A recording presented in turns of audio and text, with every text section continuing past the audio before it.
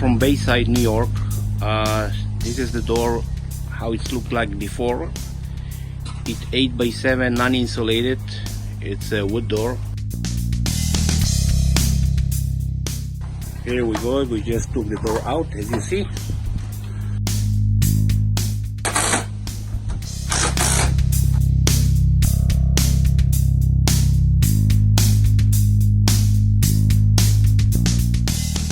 Here we go. We just finished with the door.